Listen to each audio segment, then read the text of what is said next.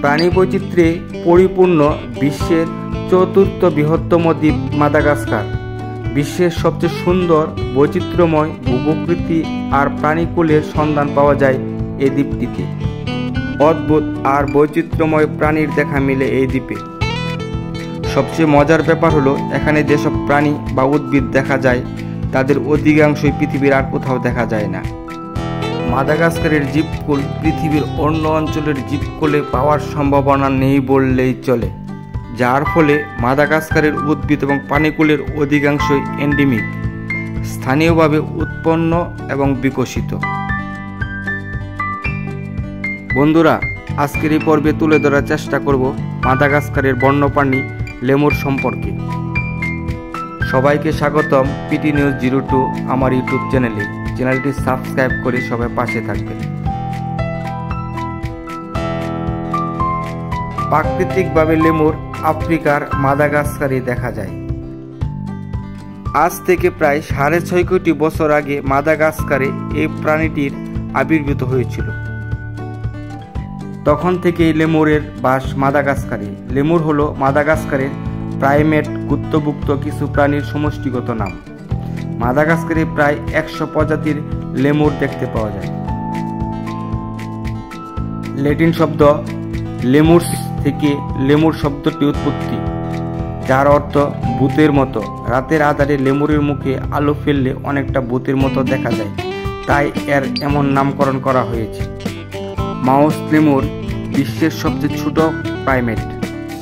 এদের মাথা এবং শরীর 2.5 ইঞ্চিরও কম লম্বা, যদিও লেজ তার দ্বিগুণের চেয়ে একটু বেশি। অর্থাৎ মাউস লেমুরদের সম্মিলিত মাথা, শরীর এবং লেজের দৈর্ঘ্য 27 সেন্টিমিটার বা 10.6 ইঞ্চিরও কম হয়। লেমুর ফলভোজী প্রাণী হলেও এদের খাদ্য তালিকায় কীটপতঙ্গও থাকে। সচরাচর লেমুর অনেক ধরনের খাবার খেয়ে থাকে। ছোট লেমুর কীটপতঙ্গ এবং ফলমূল খেয়ে থাকে। অন্যদিকে বড় লেমুর গাছপালা, লতাপাতা খেয়ে জীবন ধারণ করে।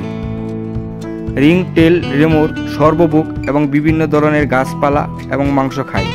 তাদের বেশিরভাগ খাদ্য তেঁতুল পরিবারের অন্তর্গত গাছপালা থেকে আসে। তারা পাতা, ফল, ফুল খায় এবং ফল মৌসুম শেষ হলে পোকামাকড়, ছোট সরীসৃপ এবং ছোট পাখি খায়। তবে ক্ষুধার্ত লেমুররা হজমযোগ্য সব কিছুই খেতে পারে। লেমুর শারীরিক সংকেত, ঘ্রাণ ও বিভিন্ন প্রকার শব্দ উৎপন্নের মাধ্যমে একে অপরের সঙ্গে যোগাযোগ করে। তবে যোগাযোগের ক্ষেত্রে এরা শারীরিক সংকেত খুব একটা ব্যবহার করে না। যোগাযোগ করতে এরা অনেক সময় মুখের বাচনভঙ্গি পরিবর্তন করে এবং হাই তুলে অপরকে হুমকি দিতেও দেখা যায়। সবচেয়ে বড় আকৃতির লেমুর হলো ইন্দ্রি। এছাড়া আছে সিপাকা, রিংটেল, ইঁদুরের মতো দেখতে মাছ লেমুরের বিভিন্ন প্রজাতি। লেমুর সাধারণত পানি পছন্দ করে না। মজার ব্যাপার হলো এরা পানিতে নামতেও পারে না, সাঁতারও কাটতে পারে না। রিংটেল প্রজাতির লেমুরের বেশিরভাগ সময় কাটে মাটিতে। বাকি সব প্রজাতির লেমুর গাছে বসবাস করে থাকে।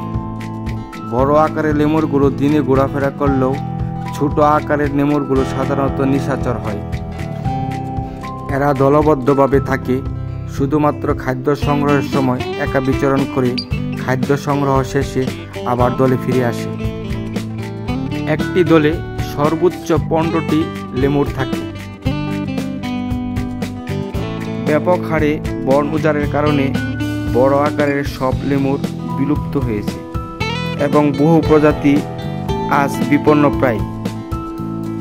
জীববৈচিত্র্যের উপর ভিত্তি করে বিশ্বের যে 17টি দেশকে মহাবৈচিত্র্যপূর্ণ আখ্যা দেওয়া হয়েছে তার মধ্যে মাদাগাস্কার অন্যতম। বন্ধুরা, আজ এই পর্যন্তই। এতক্ষণ ধৈর্য ধরে ভিডিওটি দেখার জন্য সবাইকে ধন্যবাদ। আসসালামু আলাইকুম।